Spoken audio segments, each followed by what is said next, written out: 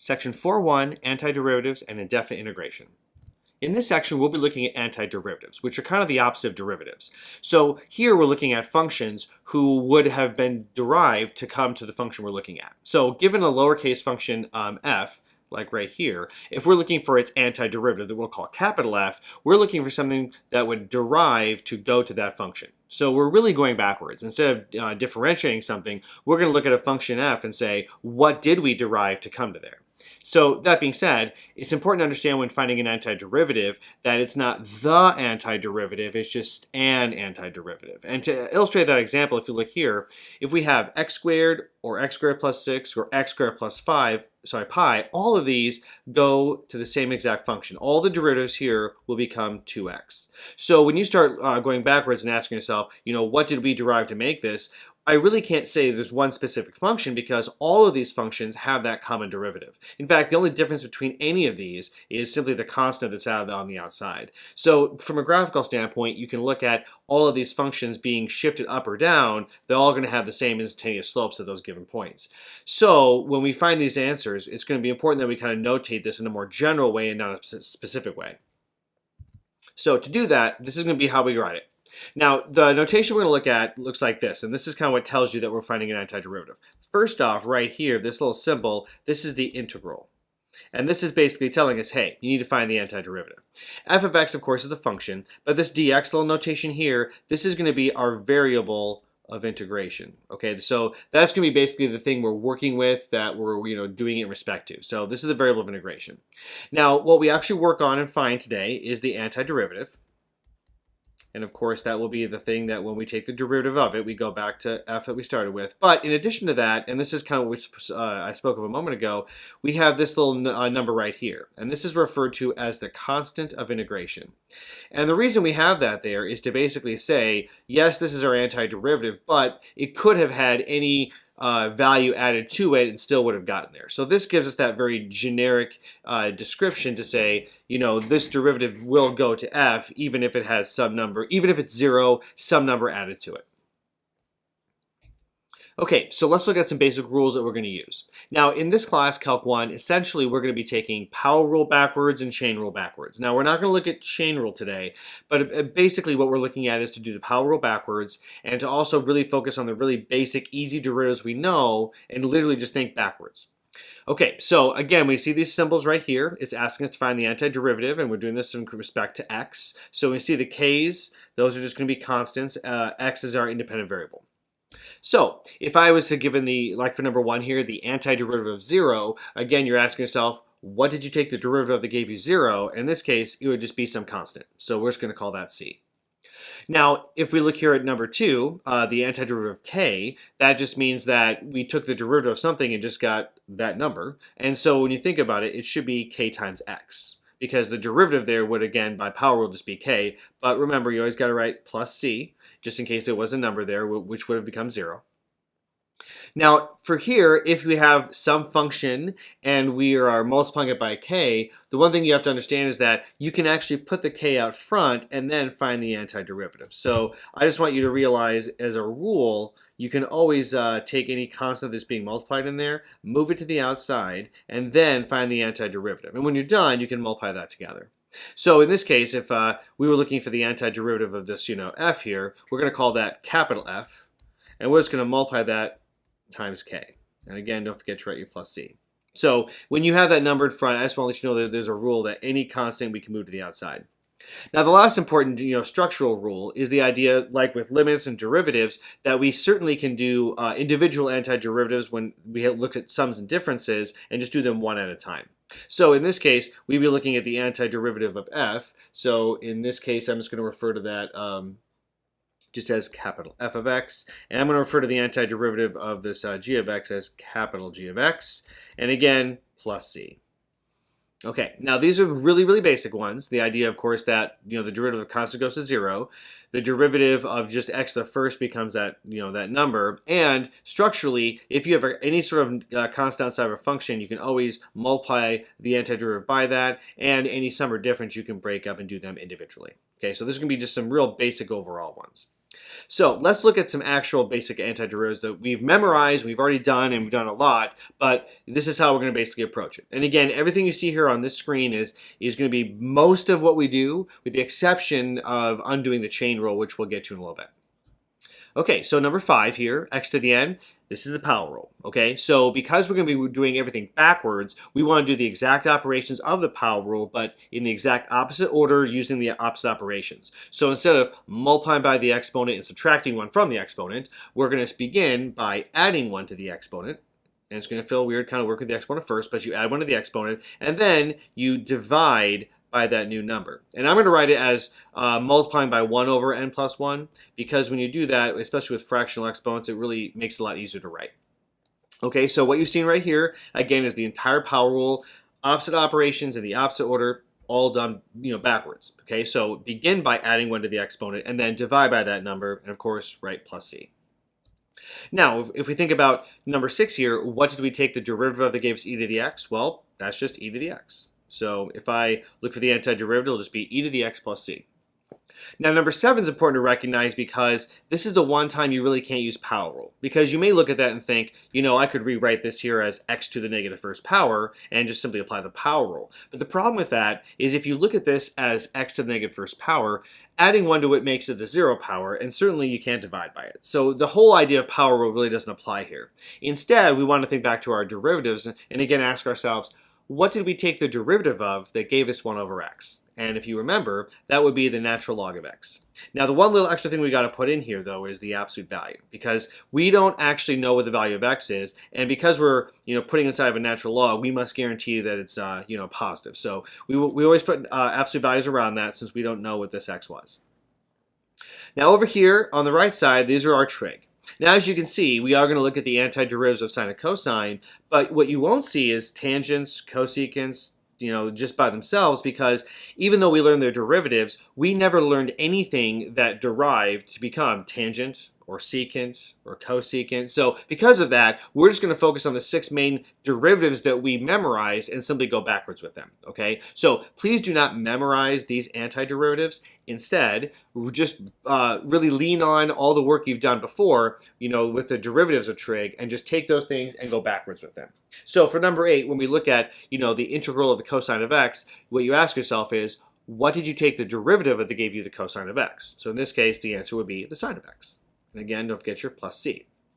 Now for number 9, when you ask yourself, what did you take the derivative of for sine of x? Well, you might think, well, cosine, but remember the derivative of cosine was actually negative sine. So if you just put a negative out to compensate for that, we can find an easy antiderivative. Okay, so yes, lean on the derivatives of trig that you've memorized, but you may, and you can see here number 9 as an example, you may need to alter it by a sign just to make it make sense. Okay, so for number 10, what did we take the derivative of that gave us the secant squared of x? Well, that was the tangent of x, plus c. What did we derive to get cosecant squared of x? Well, that was cotangent of x, but again, it actually makes it negative, so we have to adjust. So we'll say the negative cotangent of x plus c. Okay, so for number 12, secant of x, tangent of x, well, that was the derivative of the tangent of x. So, sorry, no, not the tangent of x, I'm sorry. The secant of x. Okay, so that's plus c. And again, cosecant of x, cotangent of x, that would be the opposite of the derivative of the cosecant of x. Okay, so again, one last time, please do not memorize these. Instead, focus on what you already know, the derivatives of trig, and simply think backwards. Okay, so let's try this out. Now remember, even if it's a single term or multiple terms, we can do each one individually and either apply the power rule or just use basic trig or exponential things that we've memorized. Okay, so looking at the first one, we have x to the 5th. So when we find the antiderivative here, we're going to begin by adding 1 to the power. So it becomes x to the 6th, and then we divide by it. And I'm again going to write that as times 1/6 plus c. Now the beautiful part of this is once you get done writing the antiderivative, you can simply look at this and do a quick check by deriving it. So is the derivative of this x to the 5th? It's a real easy quick check to let you know you did it right. Okay, this time, let's do some individual stuff, since we have 3 terms. So, we begin with x to the 3 halves. So, when you start, you add 1 to the power, so in this case, my exponent becomes 5 halves. And by dividing by that, remember, you multiply by the reciprocal. So, let's make that 2/5. In my next term, that's going to become x squared, because it's 1 power bigger. And there's already a 5 there, so the 5 is going to be there, but I do have to divide that by 2. And then we have a 1 by itself. And remember, you have to ask yourself, what did you take the derivative of to give you 1? And that would just be x to the first. And don't forget your plus c. And again, especially on big ones like this, do individual power rules. Double check that each one of these goes back to where they go. Okay, let's try some ones with some trig and some exponential stuff in it. In our first one, the antiderivative, first off, again, we're going to make our power 4. And if I take the 8 divided by 4, it gives me 2. Now, looking at the sine of x, what would I derive to make that? Well, that would be the cosine of x. And don't forget to write your plus c. So again, I've just come up with my antiderivative that, by a quick check, does definitely go back to where we started. Now, again, looking at part D, it's important to remember that that 4, you can definitely, if you want to, put it out front, not worry about it. Okay, so again, looking at this one, we have 4 times whatever we derived to make 1 over x. Remember, that was the natural log of the absolute value of x plus c. Okay, so let's try a couple more. In this case, 3e to the x. And this time, I'm not actually going to rewrite or move the 3 out front. I just know I can add to differentiate e to the x and multiply by 3. So this would, again, just be 3e to the x plus c. Over here, again, the 5 is going to be there, but it's going to be negative 5, and what I derived to get cosecant squared of x was the cotangent of x plus c, and that's, again, why it's negative. Okay, now the reason we're doing some other examples here is that they're done the exact same way, but the way they're written, maybe they're not ready for power rule. Okay, so the suggestion on this, of course, is when we do these, is to maybe start by rewriting. So for instance, looking at example A here, we should write this as x to the negative third dx. And by doing that, it really helps us see better what the power rule will be. So in this case, I have a negative power. Adding 1 to it actually makes it negative 2, and then when you divide by that, you put a negative 1/2 out front. Okay, so be careful on negative powers, but also just be careful on denominators. Rewrite them so you can see and easily use the power rule. Now the same thing is true for example B here. I can go ahead and write this as the integral, and if you want to put the 5 out front, that's fine. I'm just going to leave it. But this would be 5x to the 1/4 power. So when you look at this one, you're going to start by saying, okay, by adding 1, we're going to become the 5/4 power. Now, when you divide by the 5/4 power, that's multiplied by 4/5, which basically just puts a 4 there. And then, of course, plus c. Okay, so be careful how that 5 interacts when you divide by the fraction. Now, in our last one here, this is something we talked a lot about as far as kind of avoiding the quotient rule. So again, anytime your denominator is one single term here, divide each one of these terms in the numerator by that. And that, again, can help you re-express things very nicely in a power rule way. So x divided by the square root of x, when you subtract exponents, would give you x to the positive 1/2 power. And then, of course, 1 divided by x to the 1/2 would just make it x to the negative 1/2. Okay, so this little rewrite here, again, is going to make my power a lot easier to deal with. So if I take the first one, add 1 to it, that's going to give me the 3/2 power. Divided by it gives me 2/3. Now in the next one, if I add 1 to the power, negative 1/2 plus 1 actually is positive 1/2, and divide by that gives you a 2. And then don't forget to write your plus c. Now, the next situation is going to talk about when we find particular solutions. And what we mean by that is instead of finding a general antiderivative with the plus c that could be anything, we're going to be provided a little more information, something like an ordered pair. So in this case, like a y1 equals negative 4. And with that extra information, we're actually able to solve for that c. So the answer we get now is a very particular solution, the singular answer that not only has this, I should say, that derives to make that, but also passes through this ordered pair. So we're looking at the big family of antiderivatives and finding the one that satisfies this condition, and therefore it's that one particular answer, okay? So in this case, we're going to do the same sort of work, but when we're done, we're simply going to plug the ordered pair in and solve for what c to be. Okay, so step number 1, let's find the antiderivative. So we're going to find the integral of 8x to the third plus 5 in respect to x. And doing that, we're going to get x to the 4th. That becomes a 2 in front, and then we get a 5x plus c. Now, remember, this right here is our general solution, but we want to find the one of these that works in the ordered pair 1, negative 4. So simply plugging 1 in for x and negative 4 in for y is going to help us figure out, what that ought to be. So by doing that, if I set this whole thing equal to negative 4, and if I plug a 1 in here, okay, and solve, I can actually figure out what value of c would make that true. So in this case, as you work it out, we're going to get c to be, I believe, negative 11.